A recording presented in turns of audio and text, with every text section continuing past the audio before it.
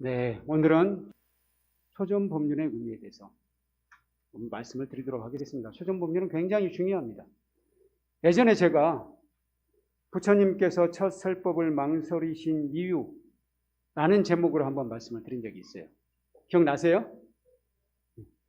부처님께서 깨달음을 얻으신 이후에 이 깨달음은 너무도 미묘해서 사람들이 알아듣지 못할 것이다. 사람들이 알아듣지 못할 말을 내가 할 바에는 차라리 이대로 조용히 열반에 드는 것이 어떨까. 그런 생각을 하셨어요. 그런 생각을 하셨다고 해요. 제가 생각에는 안 하셨을 것 같아요. 그런데 우리 불교의 여러 전설에는 부처님께서 그런 생각을 하셨다고 합니다. 그러니까 설법을 망설이셨다고 해요. 부처님께서 설법을 결심하고 나서 설법을 결심하신 곳은 어디예요? 깨달음을 얻으신 곳이죠. 보드가야예요. 보드가야에서 생각을 하십니다. 그럼 누구에게 가장 먼저 설법을 할까? 기억나시죠? 누구에게 가장 먼저 설법을 할까? 제일 먼저 떠오른 분이 누구였냐면은 부처님의 실질적인 첫 번째 스승이라고 할 수 있어요. 출가를 하신 이후에 첫 번째 스승. 누구였습니까? 네, 알라라 깔라마.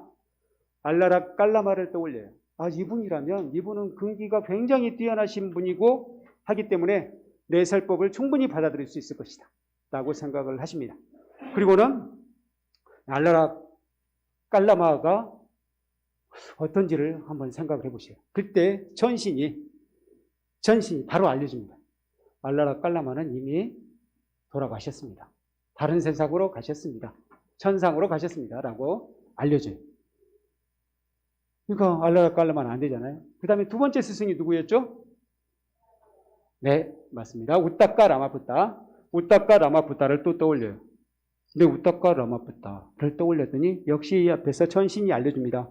우따까 라마푸타 선생님께서는 어젯밤에 입적하셨습니다.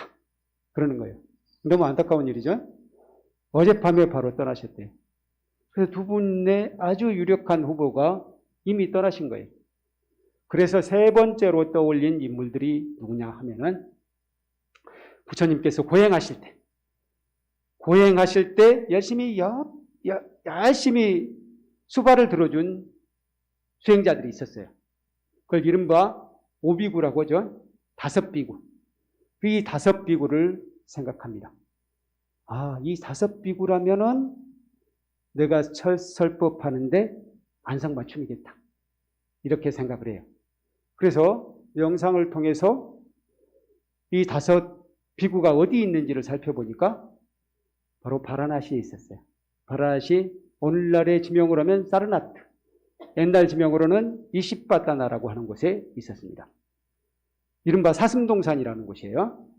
사슴들이 많이 살고 있는 그런 동산에서 그들이 수행하고 있는 거예요.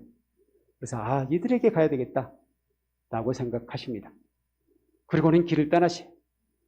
그 길이 한 150km 정도 됩니다. 150km. 그 길을 걸어서 갔겠어요? 차 타고 갔겠어요? 말 타고 가셨겠어요? 네, 걸어서 가십니다. 걸어서 가시다가 그 길에서 반드시 만나는 강이 있어요. 그 강이 무슨 강이죠? 우리 경전에 많이 나오는 강. 우리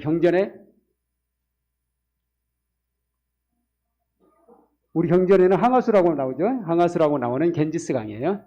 겐지스 강이 나옵니다. 아마도 그 겐지스 강을 첫 번째로 건너는 곳은 오늘날의 지명으로 이야기하면 빠뜨나일 거예요. 빠뜨나라고 들어보셨어요? 빠뜨나라고 있습니다. 빠뜨나라고 비하르주의 주도가 있어요. 옛날에는 아쇼카 대왕 시절에 거기가 도읍지였어요. 그리고 부처님 시대에는 그곳의 이름이 뭐였냐면 빠딸리푸트라였어요. 빠딸리푸트라. 빨리어는 빠딸리푸타. 이 지명은 다 못 외우셔도 돼요. 인도 고유명사를 얘기가 좀 쉽지는 않죠? 들어도 잘 안 들어오시는가요? 어렵습니까? 네네. 그럴 수밖에 없죠. 아무래도 우리 말도 얼른 한 번에 잘 안 들어오는데, 외국말은 더 안 들어오잖아요. 빠딸리뿌따라는 도시에 큰 강이 있습니다. 그 강이 뭐냐? 겐지스 강이에요. 물론 그 겐지스 강은 굉장히 강고들이라는 저 발원지부터 하면은 굉장히 길게 뻗어 나와서 이쪽에 동해안 쪽으로 벵골만 쪽으로 흘러나가요. 그 긴 강이에요. 근데 특히 빠뜨나 부분에서 굉장히 강이 넓습니다. 폭이 굉장히 넓어져요. 그곳을 건너야 돼요. 근데 건너기 전에 누구를 만났냐면 나체 수행자를 만납니다. 나체 수행자. 나체 수행자는 우빠까였어요. 우빠까라는 나체 수행자. 나체 수행자는 누구냐면은 오늘날로 이야기하면 자이나교입니다. 그 당시에는 니간타 나타뿌따라는 스승의 제자들이에요. 그 나체 수행자를 만났는데 그 나체 수행자가 부처님이 너무 위가 훌륭해 보이는 거예요. 너무 훌륭해 보이니까 물어보지 않을 수가 없어요. 가서 성자이시여, 당신은 누구를 스승으로 하고 있고 누구에게 배웠습니까? 라고 물어봅니다. 그러니까 부처님께서 이렇게 대답을 해요. 저는 스승이 없이 혼자서 깨우쳤습니다. 라고 대답을 합니다. 실제로 그랬잖아요. 부처님께서 깨달은 바는 누구의 스승에게 의지해서 깨달은 것이 아니에요. 그러니까 이 우빠까라는 수행자가, 생각해 보세요. 한번 우리 입장을 바꿔놓고 생각해 보세요. 저도 그랬을 것 같아요. 이제 좀 젊어 보이는 수행자예요. 젊어 보이는 수행자가 미가 훌륭해서 한마디 당신 스승은 누구냐고 물어봤더니 나는 이미 깨우친 자고 나의 스승은 없습니다. 나보다 더 뛰어난 자는 아무도 없습니다. 이렇게 얘기를 하니까 못 믿겠죠? 저부터도 그랬을 것 같아요. 그러니까 우파카가 그럴 수도 있겠군요. 어떻게 보면 착한 것 같아요. 우파카가. 저보다는 착한지도 모르겠어요. 어떻게 보면 핀잔을 주고 갈 수도 있는데 이분은 그럴 수도 있겠군요 하고 떠납니다. 다시 말해서 부처님의 첫 번째 제자가 될 뻔했지만 그 인연은 아니었던 거예요. 그래서 우빠카는 그렇게 떠납니다. 그리고 겐지스 강을 마주했어요. 겐지스 강을 마주하니까 겐지스 강에 누가 있겠어요? 뱃사공이 있죠? 뱃사공이 있습니다. 그러니까 부처님께서는 이 뱃사공이 나를 건네준다면 이 뱃사공에게는 크나큰 공덕이 되겠다라고 생각을 해요. 그래서 뱃사공에게 내가 저 강을 건너야 되는데 나를 좀 건네주시오 라고 이야기합니다. 그 사공이 뭐라고 했죠? 요금 주세요. 뱃삭을 주면은 건네드리리라. 보시다시피 나는 소유한 것이 하나도 없는 수행자요. 나는 뱃삭이 없습니다. 부디 나를 저곳으로, 저 건너로 데려다 주시오. 라고 이야기합니다. 그러니까 역시 요금 내세요. 라고 합니다. 세 번째, 또 한 번, 나를 건네주면 당신에게 크나큰 공덕이 될 것이요. 라고 이야기합니다. 이 사람이 근데 또 거절해요. 뭐 요금이 없으면, 현금이 없으면 카드라도 주세요. 그러니까 부처님께서 그때 그대로 날아서 정원독으로 갑니다. 이 사람은 땅을 치고 후회를 했겠죠. 저 성자를 몰라보고 내가 기회를 놓쳤구나 라고 후회를 합니다. 벌써 두 사람이 기회를 놓쳤어요. 그리고는 결국 다섯 비구를 만나게 됩니다. 다섯 비구를 만나게 되니까 다섯 비구는 부처님께서 고행을 포기했을 때 엄청난 실망을 했던 사람이에요. 부처님께서 고행을 멈추고 메란자라 강에서 목욕을 했잖아요. 목욕을 하고 수자타 여인에게서 유미죽을 얻어 드시는 것을 보고 그들은 이렇게 생각했습니다. 이제 시다르타는 수행을 포기했다. 시다르타에게 기대할 것은 아무것도 없다. 우리는 우리 길을 가야 된다. 하고 길을 떠났던 사람이에요.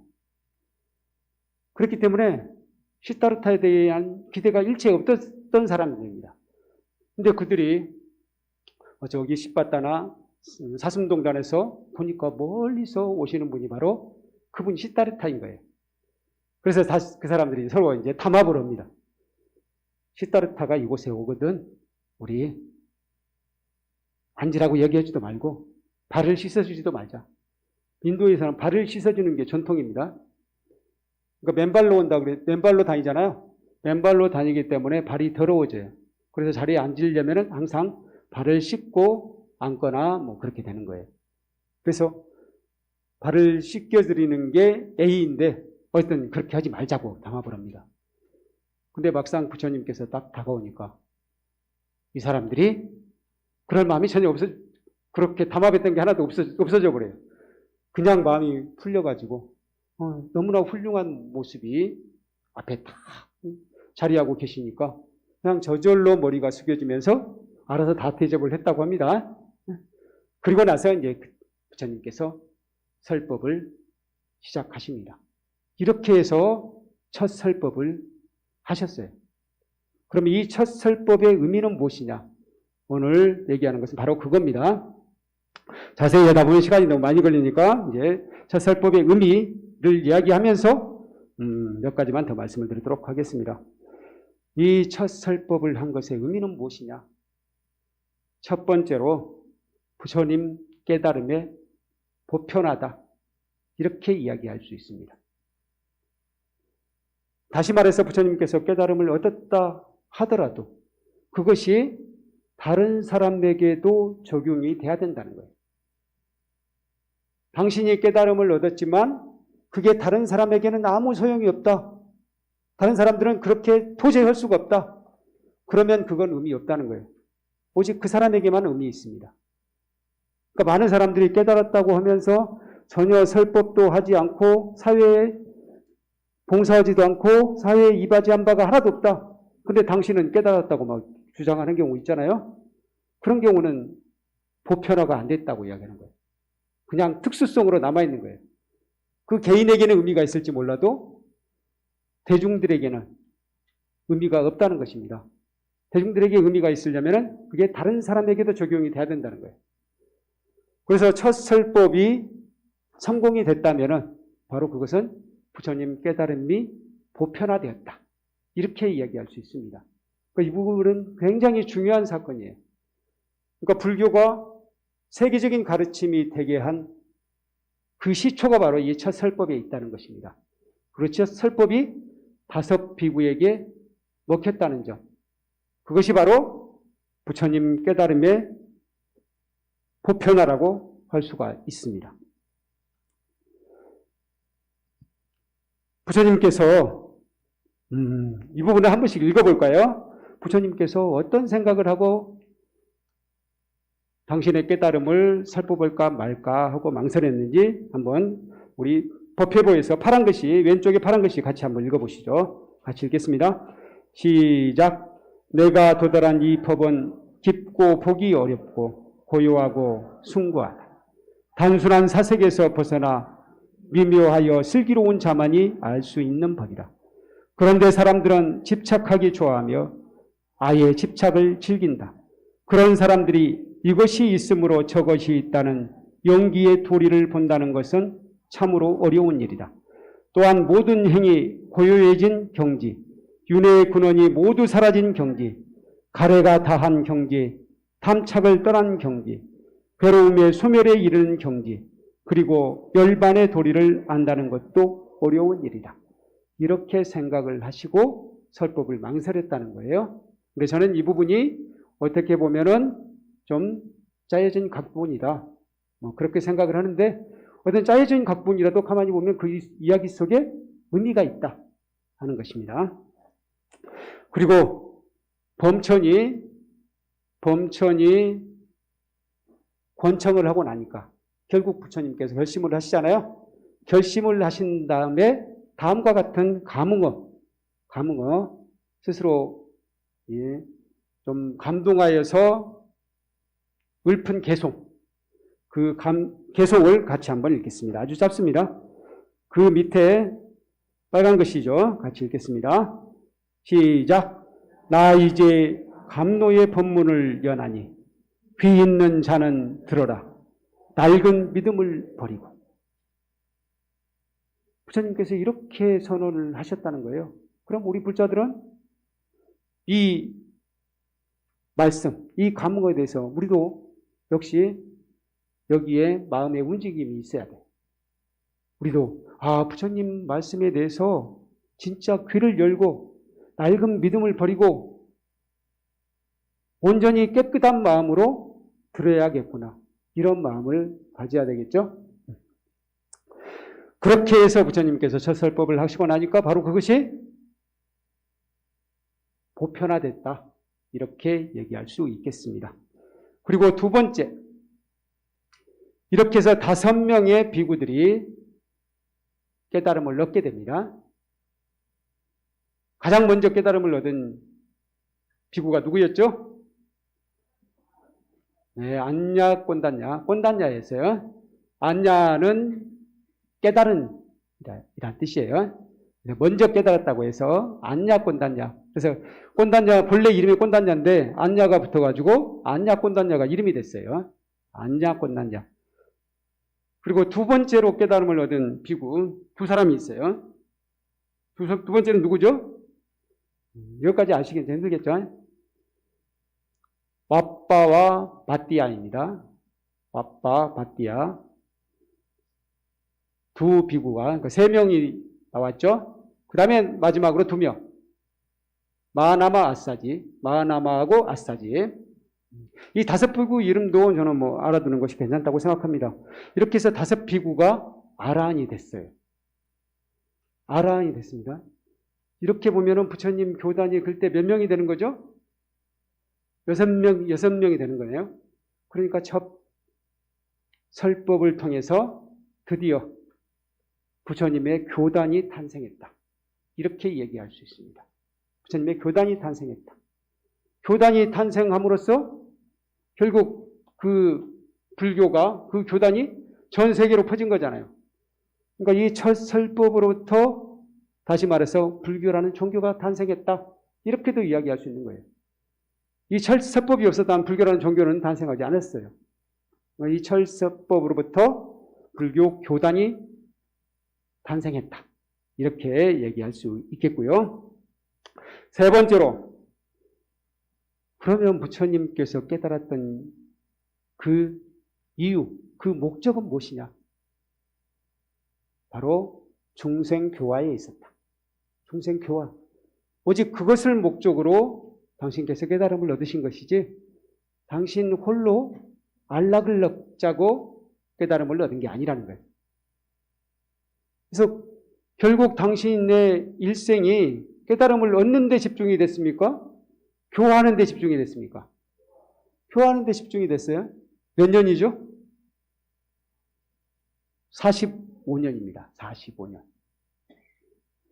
근데 우리 성도제일의 노래를 제가 유튜브에서 한번 들어보니까 어떤 합창단은 12년 하루같이 고행하시오. 12년이라고 하는 합창단도 있더라고요. 또 어떤 합창단은 6년 하루같이 이렇게도 하는 데가 있더라고요. 그게 왜 그러죠? 우리나라에서는 한때 천태지자 스님이 그러셨어요. 우리나라가 아니라 중국 수나라의 아주 위대한 스님이자 불교 학자이기도 하신 분 천태지자 스님이 부처님은 49년간 설법을 하셨다고 이야기해요. 그리고 49년간 설법을 했다고 하고 부처님은 그럼 출가가 언제냐? 19살 무렵이다. 19세. 19세에 출가해서 12년을 공부를 했다. 12년을 수행을 했다라고 이야기합니다.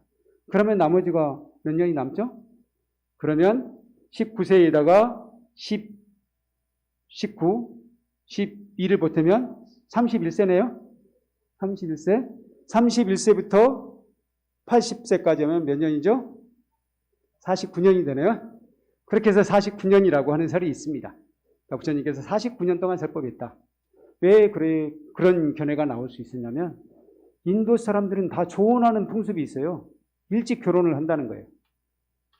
근데 부처님 같은 왕자를, 더군다나 후손을 얻어야 되는 왕자를 29살에, 그런 왕자가 29살에야 아기를 낳았을 리가 없다. 그러니까 아기를 낳자마자 출가를 하셨다고 나오잖아요. 그럴 리가 없다고 한 거예요. 그래서 19살에 했을 것이다.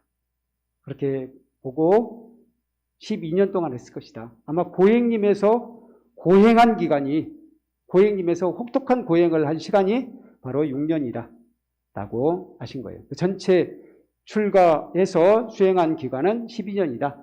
이런 설도 있다는 거예요. 그래서 또 현재 보편적인 학설은 29세에 출가를 해서 35세에 깨달음을 얻었다. 그러니까 6년을 수행을 했다. 이게 보편적입니다. 6년 수행에 45년 교화를 하셨잖아요. 그러니까 교화가 당신의 인생의 거의 전부였다는 거예요. 그만큼 교화가 중요하다는 거예요.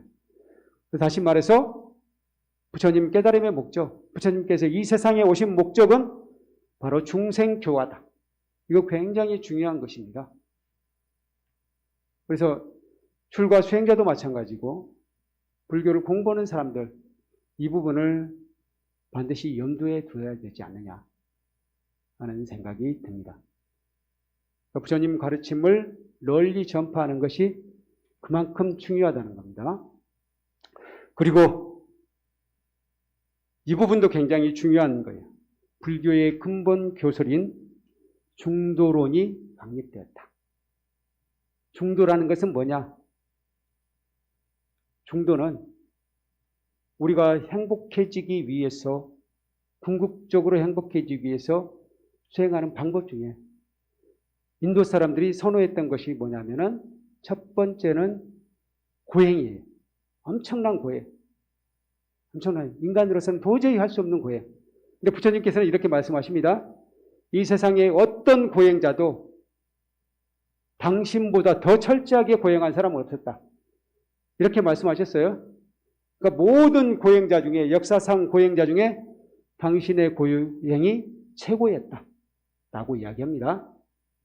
그래서 인도 사람들은 이 고행하는 것을 굉장히 즐겼어요. 고행을 즐겼다 그러니까 좀 이상하네요. 그래서 고행을 통해서 신을 만나는 것을 그 사람들은 가장 중요한 목적으로 생각했어요. 수행의 목적이라고 생각했어요. 그러니까 철저하게 고행할수록 잘하는 거예요. 남들은 도저히 흉내낼 수 없는 고행을 해야 됩니다. 그런데 그게 아닌 다른 것을 우리는 부처님께서는 택했어요. 또 한 가지는 뭐냐면은 쾌락이에요. 향락을 즐기는 것. 고행이 아니면은 그냥 우리나라 노래도 있잖아요. 노세 노세 젊어서 노세 하듯이 그냥 유흥을 즐기는 거예요. 향락을 즐기는 것 속에서 그 속에서 행복을 찾으려고 한 부류가 있어요. 그 이제 그리스도 가만히 보면 그런 철학 학파들이 있었네요. 어떤 그런 두 가지 극단이 있었어요.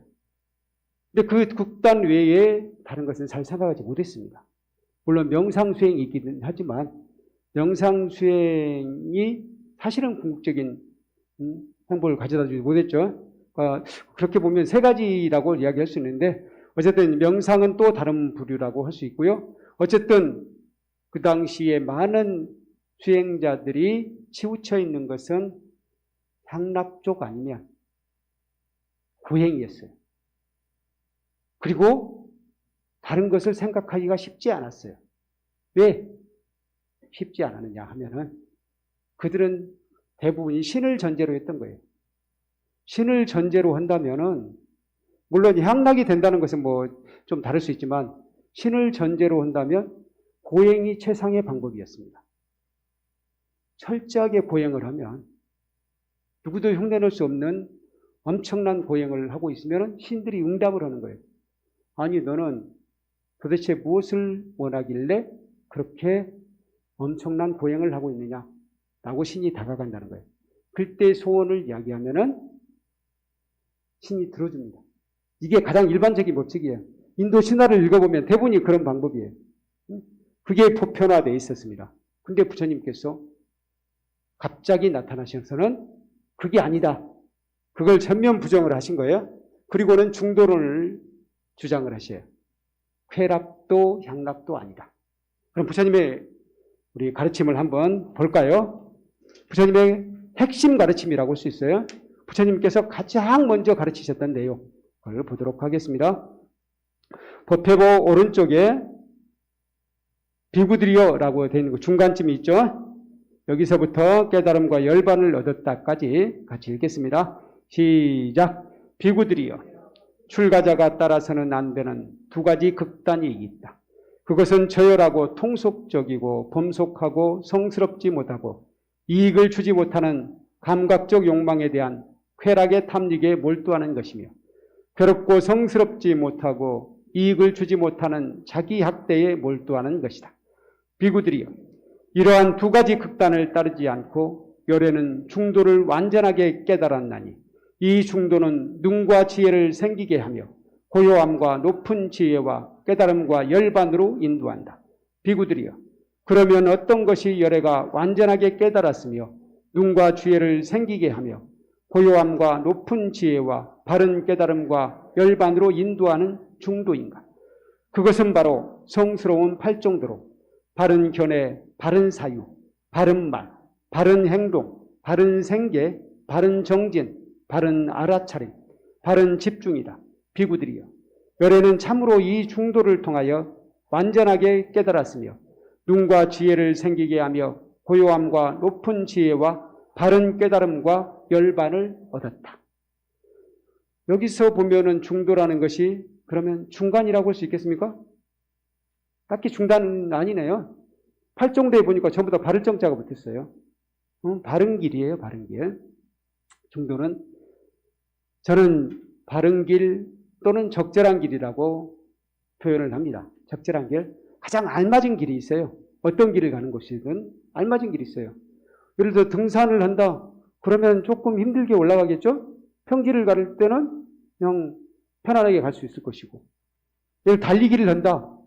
100m 달리기 시합을 하는데 중도는 어떤 거예요?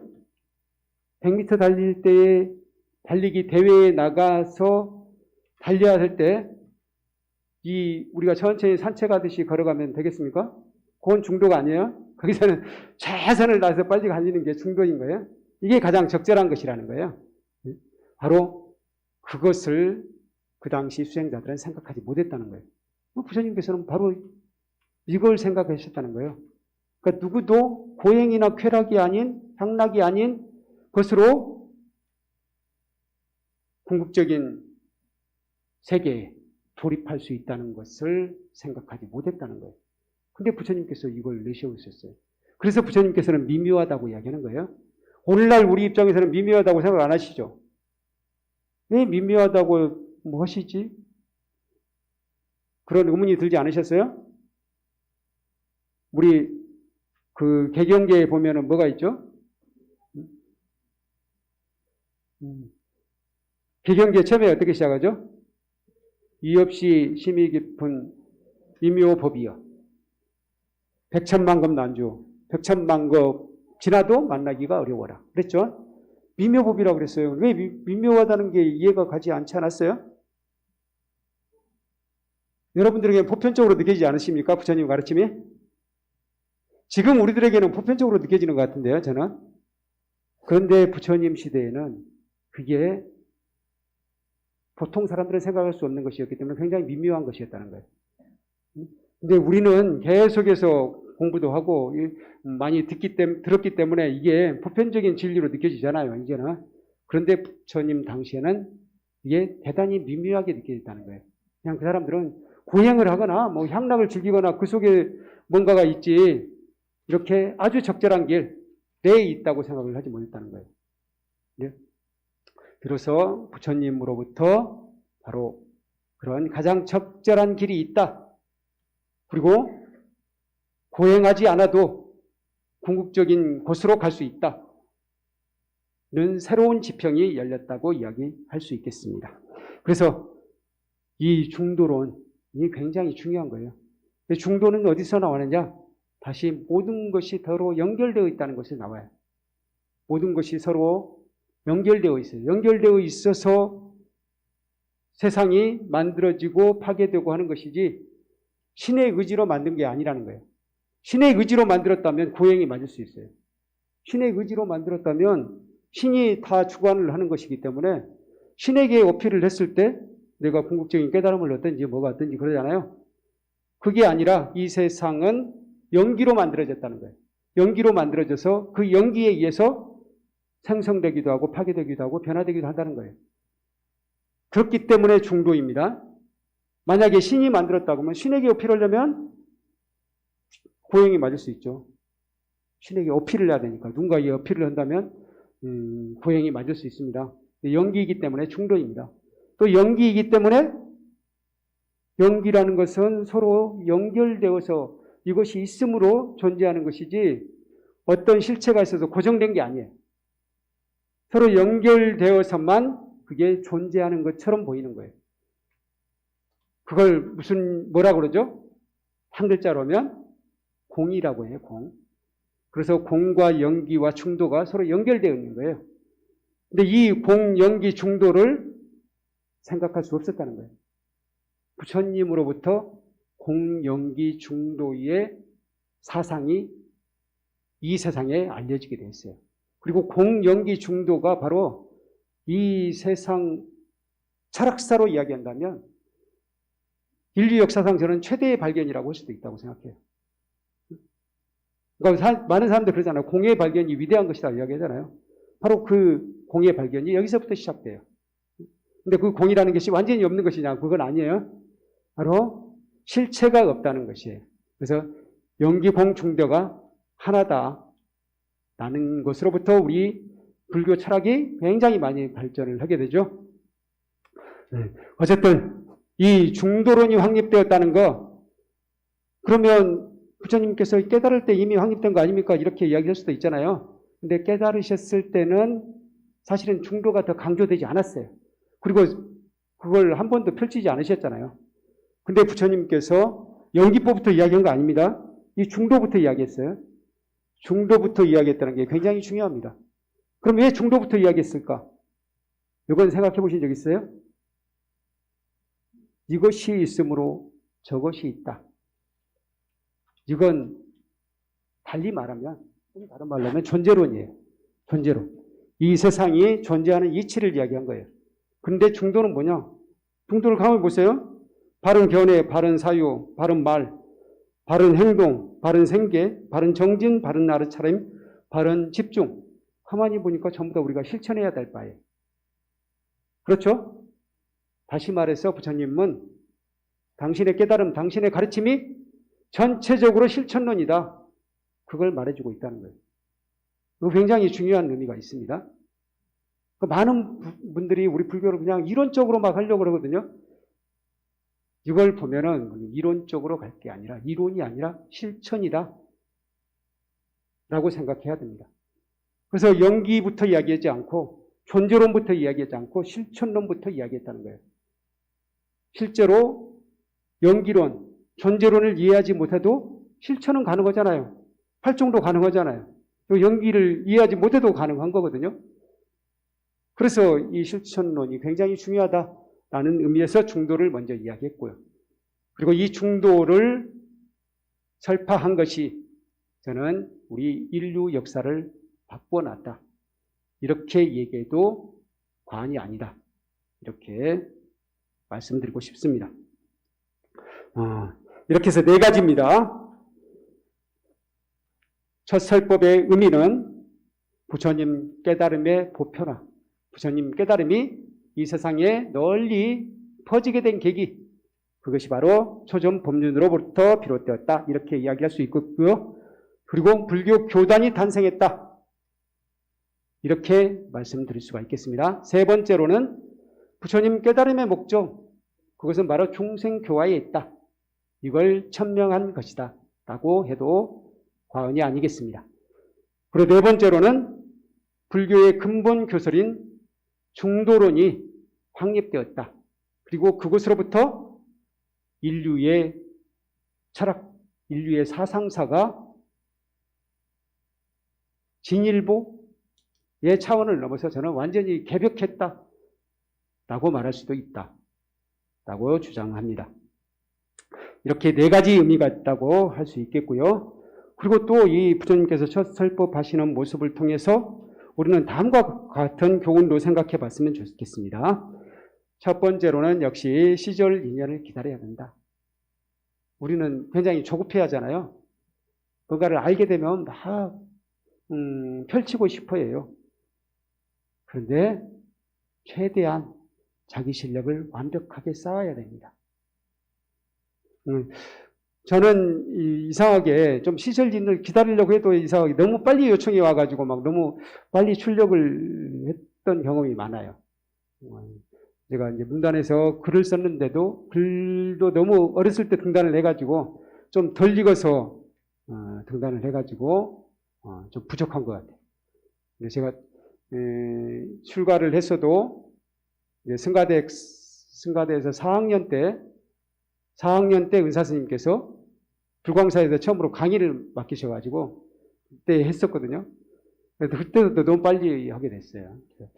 좀 기다려야 되는데 그때 어떻게 보면은 제가 지금은 못하겠습니다 했어야 되는데 시절 인연을 좀 못 기다렸던 것 같아요. 저도 시절 인연을 기다려야 된다. 이거 굉장히 중요하다는 거예요. 두 번째로 서두르지 말자. 그 부처님께서 서둘러서 가르친 게 아니라 하나하나 가르쳤어요. 첫 번째 안냐 꼰단냐가 먼저 깨달음을 얻으니까 나머지 네 사람을 데리고 꼰단냐 혼자서 어디를 갔어요? 탁발을 갔어요. 탁발에서 온 것으로 드시고 나머지 네 사람을 가르쳤어요. 또 그 중에 또 2명 와빠와 밭띠아가 또 그 다음에 깨우치니까 3사람이 탁발을 하러 가고 나머지 3분, 부처님까지 3분은 또 역시 열심히 공부하고 이런 식으로 차근차근 했다는 거예요. 너희들은 왜 뭐 그렇게 늦냐? 저 꼰단자는 벌써 깨주셨는데 너희들은 왜 이렇게 바보 같냐? 이런 얘기 한 번도 말씀 안 하셨어요. 차근차근 서두르지 않고 하셨다는 거예요. 그러니까 서두르지 말아야 된다. 긍기라는 것은 다 다르기 때문에 서두르지 말아야 한다. 셋째, 그리고 전법이야말로 우리 불자들에게 주어진 최고의 사명이다. 이 부분은 진짜 강조에 맞지 않습니다. 근데 우리 불자들은 이 부분을 많이 망각하거든요. 네. 전법이 최고로 중요한 것이다. 부처님께서 전법을 하기 위해서 깨달음을 얻으셨고 또 평생을 그렇게 사셨습니다. 부처님의 제자인 우리들도 마찬가지로 전법하는데 목숨을 바쳐야 된다. 저는 그렇게 생각합니다. 이렇게 간단하게 정리를 할 수가 있겠고요. 늘 그랬듯이 시 한 편 같이 읽도록 하겠습니다. 응륜경암 스님의 강동으로 순 스님을 보내며 순 스님 아마도 부자일 텐데 생략을 해가지고 순 스님이라고 한 것 같아요. 강동으로 순 스님을 이제 보내면서 가르침을 주신 거예요. 같이 읽겠습니다. 시작. 왼편과 오른편으로 치우치지 말고 바르게 중도를 마주하여 돌아갈지니 불조의 안신처를 알고자 하는가. 서루이 후에 국화가 뜰가득 피었네. 이 선시에는 많은 경우 이렇게 화두가 들어있는 경우가 있어요. 불조의 안신처. 불조는 누구죠? 부처님과 조사님이에요. 부처님, 조사님들의 안신처, 몸을 편안하게 하는 곳, 그곳이 어딘 줄을 아는가. 뭐 안신처는 극락이라고 해도 괜찮아요. 그들의 가장 편안한 자리가 어디인 줄을 아는가? 어디예요? 서리 후에 국화가 뜰가득 피었네. 서리 후에 국화가 뜰가득 피었네. 조주스님께서는 달마가 조사께서 서쪽에서 오신 뜻이 무엇입니까? 라는 제자의 질문에 뭐라고 했죠? 뜰 앞에 잣나무니라 라고 했어요.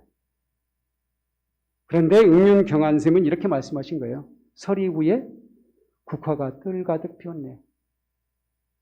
사실 서리 후에는 국화가 덜 피죠. 그 이전에 피어있죠. 사실 피어있는 상태에서 서리가 오죠, 사실은.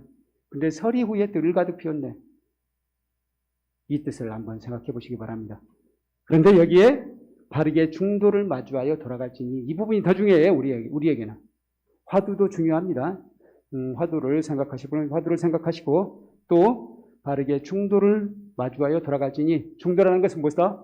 가장 적절한 길이다. 가장 적절한 길 8가지.